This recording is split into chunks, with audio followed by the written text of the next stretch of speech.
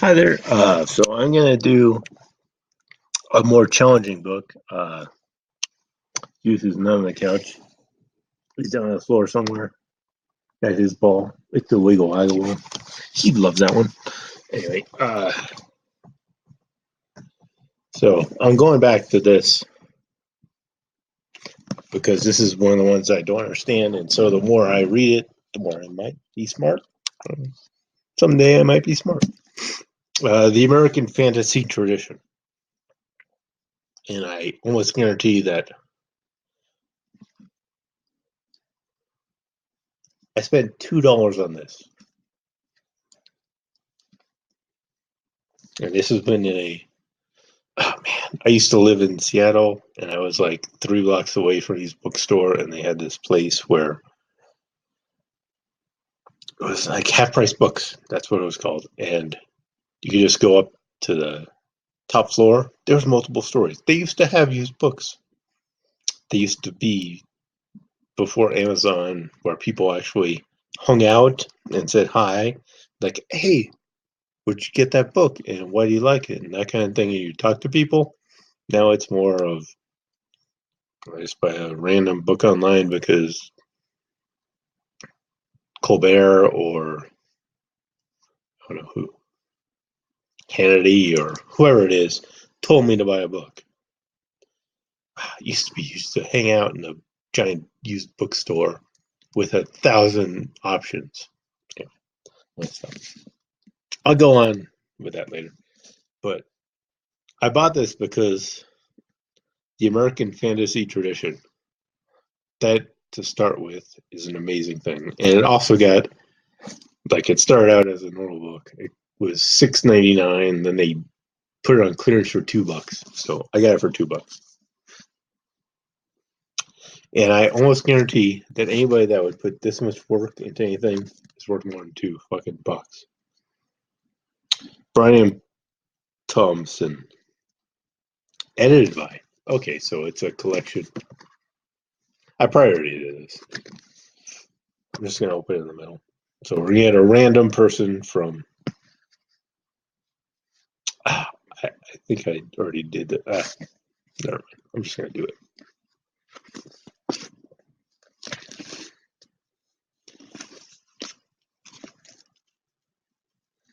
It was after this that there was most of a virtue for him,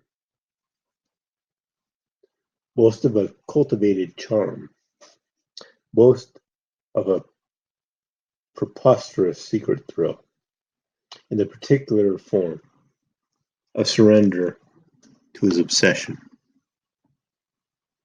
and of address to what he more and more believed to be his privilege. Sorry. I'm just going to cover up the camera the whole time. It was what in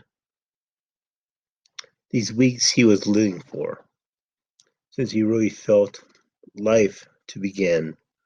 But after Mrs. Muldoon had retired from the scene, and visiting the ample house from attic to cellar, making sure he was alone, he knew himself in safe possession, and as he tactically expressed it, let himself go. I'm gonna stop there. So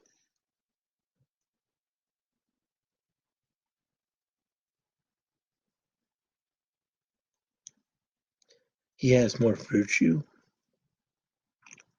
cultivated charm. That's the opposite of virtue. A particular form of surrender. It's almost like this guy is giving every single emotive thing that he can to one character.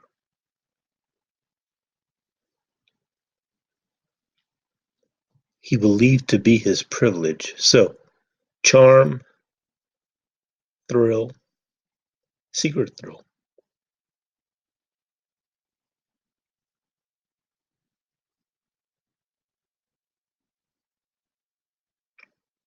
It's what he's living for. I don't know. This seems like a sycophantic kind of opening. It's almost like you're trying to set somebody up to be perfect, and you're adding every single. I think what pisses me off. I don't actually care. This guy's obviously he got published, so he's a good writer.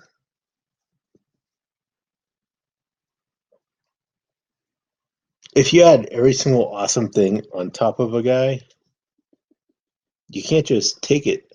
You can't just be like, I mean, he's not like a superhero, but you're adding what is it? Everything that you think somebody should be a good person because of. It's just like pounding those on and on. Like, you're nice to people, you're nice to cats, you're nice to dogs, you're nice to. Uh, this kind of bugs me. I want to read it more. I hope he pulls it back. Because if you do all this and you make the guy sound bad later, then that's a whole turning it over kind of situation. But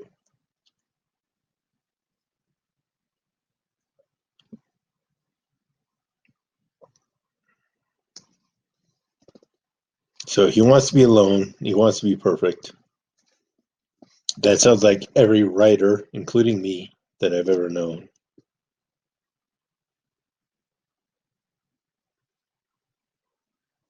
He tacitly expressed himself. Not really.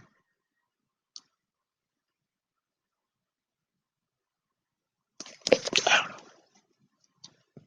I think either this is a great setup to something that's going to be awesome, or this is like a sad thing where you kind of try to cover up the fact that the guy's awesome, and like a few pages down, I kind of want to continue reading this. I don't want to tear it apart though. I don't think that.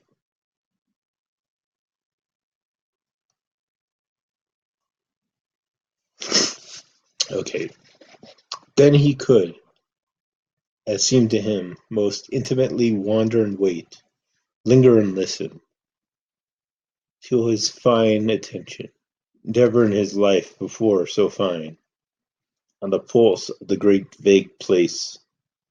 He preferred the lampless hour, and only wished he might have prolonged each day the deep crepuscular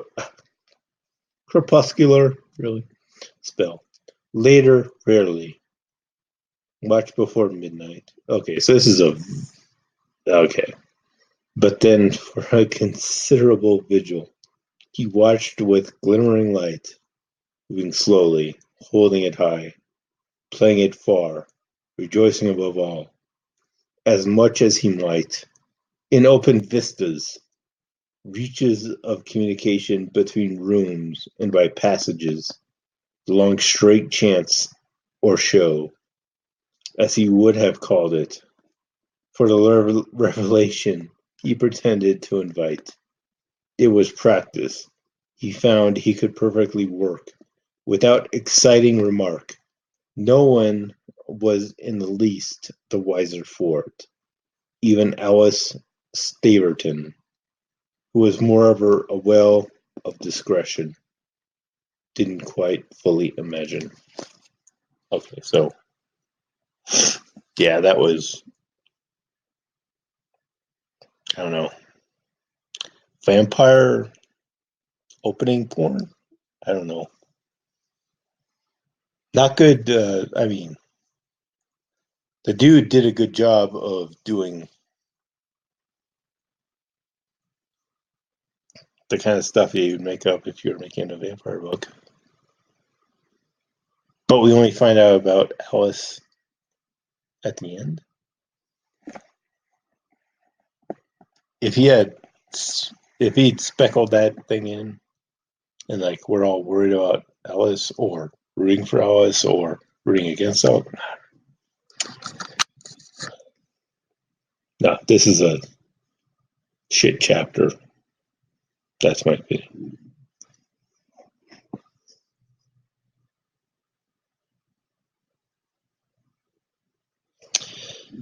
I'm just going to read the next sentence. He let himself in and let himself out with the assurance of calm proprietorship.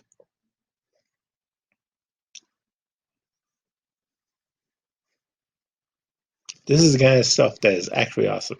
It makes you think you could write a book.